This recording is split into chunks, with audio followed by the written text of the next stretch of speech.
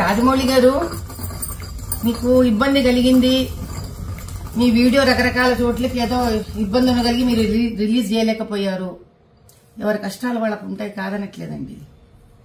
కానీ ఆంజనేయ స్వామి వెనకుండి నడిపిస్తాడు అని మీ నాన్నగారు అన్నారు. అది ఇప్పుడు భావ్యంగా అనిపించట్లేదు మీకు అన్నారు కదా.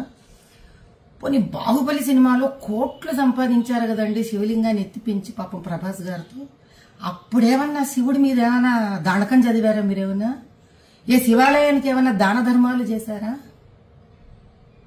ఆ రోజు చేసింది లేదు, ఈ రోజు తిట్టుకోవడం ఎందుకండి ఆంజనేయ స్వామిని చెప్పండి.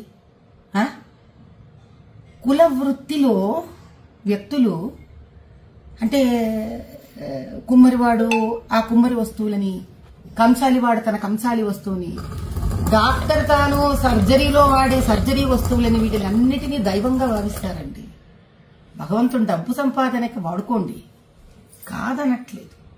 కనీసం డబ్బు సంపాదనకి ఉపయోగపడ్డాడు భగవంతుడు అని ఆయన పట్ల ఒక గౌరవం ఉంచడం మీలాంటి వాళ్ళకి, మాలాంటి వాళ్ళకి, మనందరికీ సామాజిక స్ఫూర్తిగా ఉండాలి.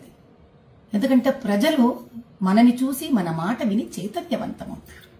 అంత బేలలాగా మీరు ఎవరో ఏదో షాట్లు మీకు కొట్టేశారు కాబట్టి మీకు ఆంజనేయ స్వామి వెనక లేడని మీరు భావించడం, ఆ తర్వాత వెంటనే సమస్య తీరిపోగానే చిన్నపిల్లలాగా వేసేసుకోవడం, ఇంకా నిలకడెక్కడుంది రాజమౌళి గారు మీ అంత పెద్ద మనిషికి కూడా.